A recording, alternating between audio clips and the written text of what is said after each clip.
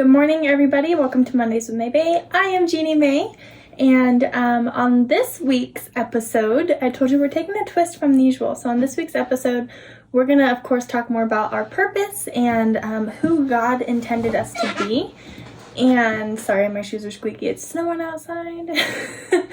But I kind of wanted to speak a little personally on this. See, because it took a long time for me to figure out what my purpose was and who I felt like God intended me to be. And I still am not 100% sure, okay? So don't act like I have this all figured out, because I do not have this all figured out.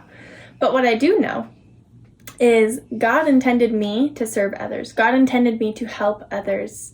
And I'm not 100% on what that looks like still to this day. And I still struggle with my own selfish moments and my own internal battle at times, especially with those that are closest to me. But what I will say is that it never really gets easier. You know, you're constantly questioned, you're constantly battling with something eternally, trying to figure out if this is truly what God intended for you to do, or if this is what God intended you to do, or if you should be doing this, and you're constantly going to be questioned. See, part of why I've struggled with it for so long is because I knew I found peace and joy in helping others. And I've known that for a long time, okay? But I've also been in the public eye for a long time. I've been a published model since I was 15. I've constantly always had that attention, whether I wanted it or not, right? And then I started being a social media influencer, and of course it got way worse, and I had a large following on social media, and I lost all my accounts, and that was honestly a blessing because I wasn't in the social eye as much as I have been. And so being in the public eye, there's always this constant narrative about who you are. And other people, whether they are like a huge supporter, huge fan, or they just met you, just watched one of your videos, just saw one post on social media, they always have something to say. So you have to be able to cut out the critics and truly know who you are. And for those of you that aren't in the social eye, those critics I'm talking about are your friends, are your families, are your biggest haters, whatever it may be. You need to be able to cut out that noise, cut out that hate, cut out those people, and just truly listen to where God is putting you and what path He's putting you on. See, we may not understand why certain things happen to us, but God's not making that happen to you. God is allowing that to happen to you for you to grow and for you to learn and for you to truly lean on Him and say, okay, God, I'm going to wear your armor. I'm going to get through this and we'll be okay. He's not making that happen to you. He's not punishing you. He's simply saying, hey, child, you've been a little distant. I'm going to allow this circumstance to happen in your life so that you can turn to me, so that we can reform our connection. At the height of anyone, right? At the height of any career, at the height of anything, we lose ourselves. We lose our connection with those that we love. We lose our connection with God. We lose everything that we hold dear because we're so caught up in this mindset.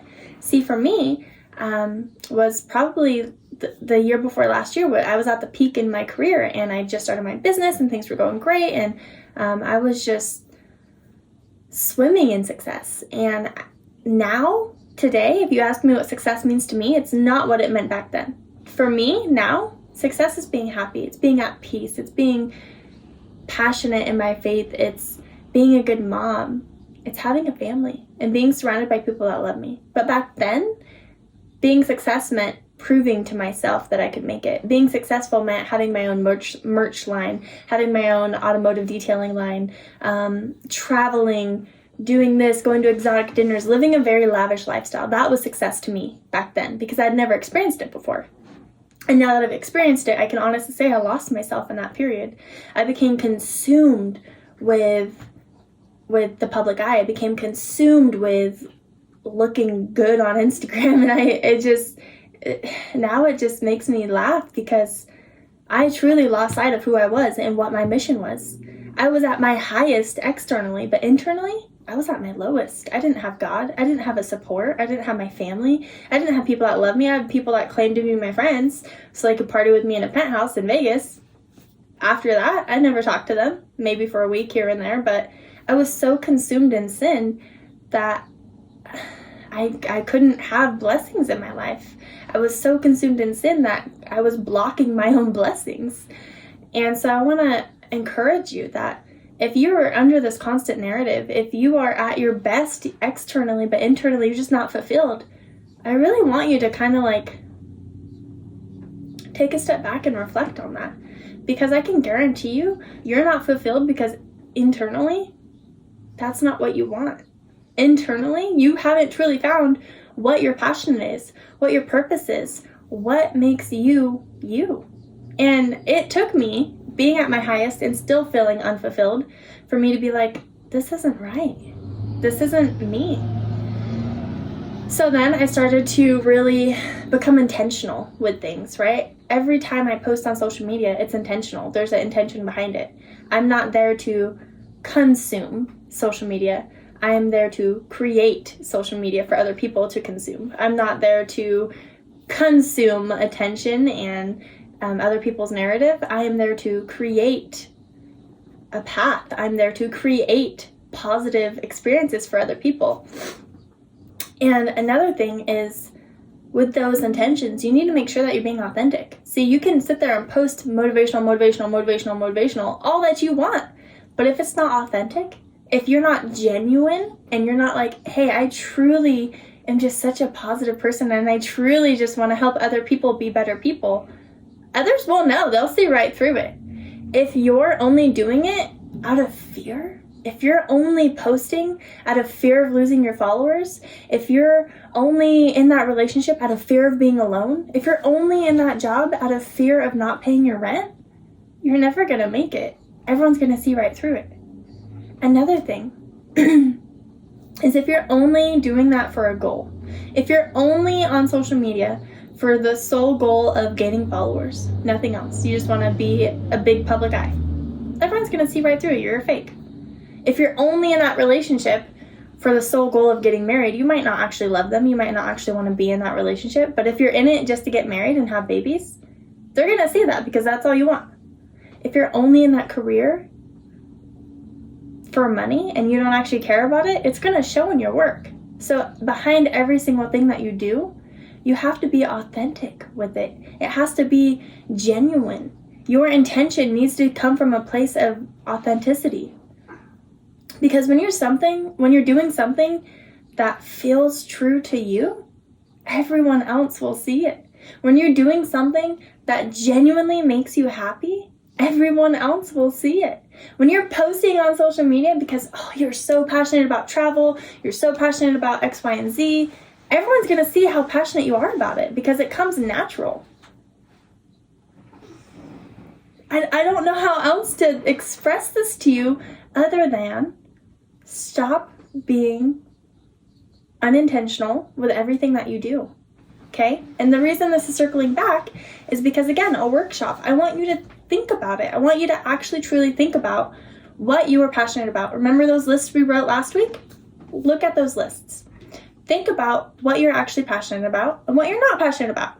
Things that you're good at that you're not good at, remember? Okay.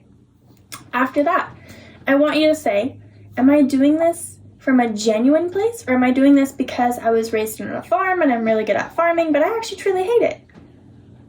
I want you to actually consider things like that in your life. And I want you to consider if you're doing it from a genuine place because it's authentically good for you, because you enjoy doing that, or are you doing it simply because you have an alternate intention in mind? Okay? I don't know how else to go from there, so I'm just going to say, I want to make sure that you are coming from a genuine, authentic place when you're doing things. Don't waste your time trying to please other people. Don't waste your time trying to reach goals that are just malicious, manipulative. I mean, pick your word, really, right? We cannot keep compartmentalizing. I don't know why that word is so hard for me to say. We cannot keep categorizing ourselves and other people that we meet just based off of one experience. Okay? So truly figure out what your intention is, what your authenticness is, and what you are truly passionate about. And start working on those.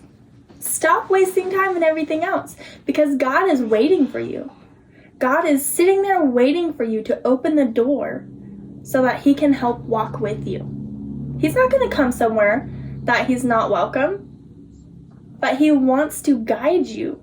He is patiently waiting for you to figure out what you are truly passionate about, what your purpose is, from a genuine place with pure intention, so that he can say, okay, child, come with me.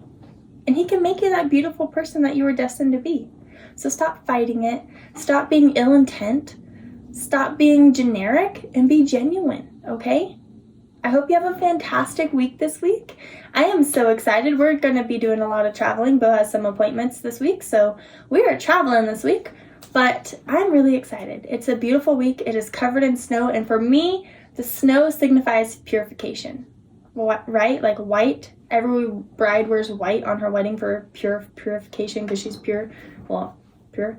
But for me, the white, the snow, always reminds me it's like a cleanse. It purifies yourself and it allows you to be reborn. And so this week, as most of us are in snowstorms, I really want you to just allow God to restore your heart and make it new, and your soul, and just truly come from a genuine place.